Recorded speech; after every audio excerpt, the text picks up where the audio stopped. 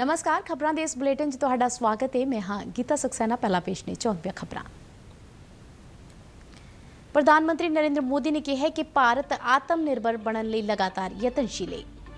आकाशवाणी ਦੇ मन की बात प्रोग्राम दौरान प्रधानमंत्री ने कहा कि देश ਨੂੰ ਵਧੇਰੇ ਤਾਕਤਵਰ ਅਤੇ ਸਮਰੱਥ ਬਣਾਉਣਾ ਹੀ ਸ਼ਹੀਦ ਜਵਾਨਾਂ ਨੂੰ ਸੱਚੀ ਸ਼ਰਧਾਂਜਲੀ ਹੋਵੇਗੀ।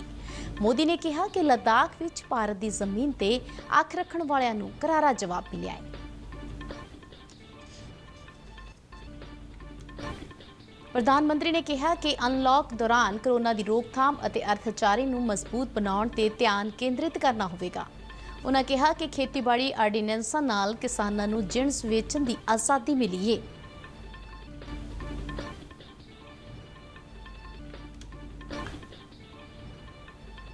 शहरी हवाबाजी मंत्रालय वालों घरेलू उड़ानां नूं 33% तो वधा के 45% करन दा फैसला।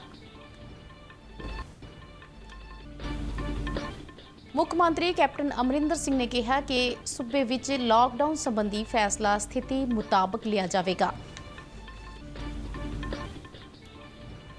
ते हुण खबरां विस्तार नाल।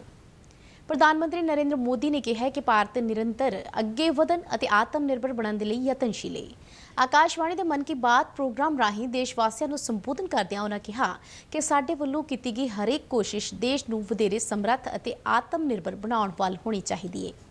प्रधानमंत्री ने कहा कि महामारी के इस दौर के विच उन्हां दी सरकार का मकसद कोरोना की रोकथाम और अर्थचारे नूं मजबूत करना है। मेरे प्यारे देशवासियों, बिल्कुल नहीं। एक साल में एक चुनौती आए या 50 चुनौतियां आए, नंबर कम ज्यादा होने से वो साल खराब नहीं हो जाता। भारत का इतिहास ही आपदाओं और चुनौतियों पर जीत हासिल कर और ज्यादा निखर कर निकलने का रहा है। लद्दाख की गलवान घाटी में शहीद हुए जवानों को याद करदिआं प्रधानमंत्री ने कहा कि देश ਦੀਆਂ सरहदां की राखी करदिआं बलिदान देने वाले जवानों को सारा देश सिर झुकाउंदा है। उन्हें कहा कि इन्हां बहादुरां दे बलिदान और उन्हां दे परिवारक मैंबरां विच माण दी जो भावना है उही देश की असल ताकत है। प्रधानमंत्री ने कहा कि देश वधेरे ताकतवर होवे अते वधेरे समर्थ बने, इहो शहीद जवानों को सच्ची श्रद्धांजलि होवेगी। पुतों के बलिदान पर उनके परिजनों में गर्व की जो भावना है, देश के लिए जो जज्बा है, यही तो देश की ताकत है। आपने देखा होगा जिनके बेटे शहीद हुए वो माता पिता अपने दूसरे बेटों को भी, घर के दूसरे बच्चों को भी सेना में भेजने की बात कर रहे हैं।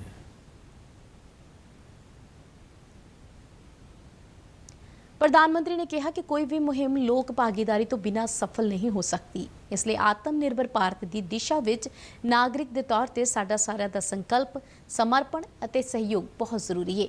प्रधानमंत्री ने एक बार फिर लोकल लई वोकल का सद्दा दिता। प्रधानमंत्री ने कहा कि देश के लोग भारत नूं रखिया खेतर विच भी आत्मनिर्भर होया वेखना चाहते हैं, जिसलिए लगातार कोशिश की जा रही है।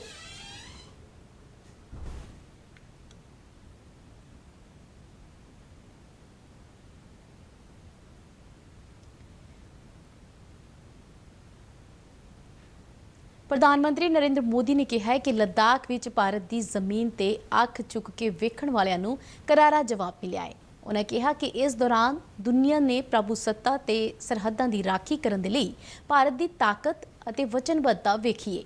उन्होंने कहा कि जे भारत दोस्ती निभाउणा चाहता है तो अखां विच अखां पा के ढुकवां जवाब देना भी भारत नूं आउंदा है। प्रधानमंत्री ने कहा कि भारत की मित्रता और भरोसे की परंपरा रही है अते इन्हां आदर्शां नाल ही असीं अगे वधदे रहांगे। करने के लिए भारत की ताकत और भारत के कमिटमेंट को भी देखा है। लद्दाख में भारत की भूमि पर आंख उठाकर देखने वालों को करारा जवाब मिला है। भारत मित्रता निभाना जानता है तो आंख में आंख डालकर देखना और उचित जवाब देना भी जानता है।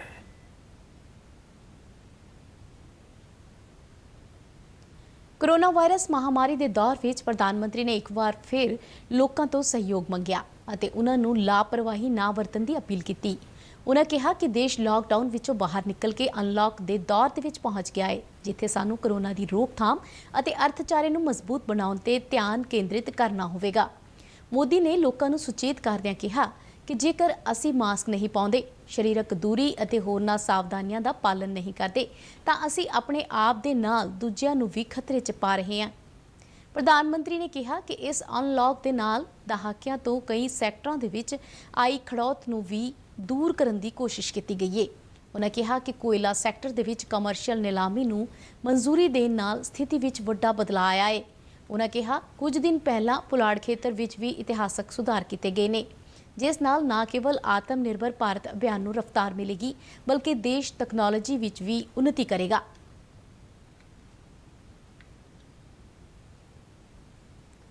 ਖੇਤੀਬਾੜੀ ਆਰਡੀਨੈਂਸਾਂ ਦਾ ਜ਼ਿਕਰ ਕਰਦਿਆਂ ਪ੍ਰਧਾਨ ਮੰਤਰੀ ਨੇ ਕਿਹਾ ਕਿ ਇਸ ਨਾਲ ਇੱਕ ਪਾਸੇ ਤਾਂ ਕਿਸਾਨਾਂ ਨੂੰ ਆਪਣੀ ਜਿਣਸ ਕਿਸੇ ਨੂੰ ਵੀ ਅਤੇ ਕਿਤੇ ਵੀ ਵੇਚਣ ਦੀ ਆਜ਼ਾਦੀ ਮਿਲੀ ਹੈ, ਉੱਥੇ ਹੀ ਦੂਜੇ ਪਾਸੇ ਉਹਨਾਂ ਨੂੰ ਵਧੇਰੇ ਕਰਜ਼ ਮਿਲਣਾ ਵੀ ਯਕੀਨੀ ਹੋਇਆ ਹੈ।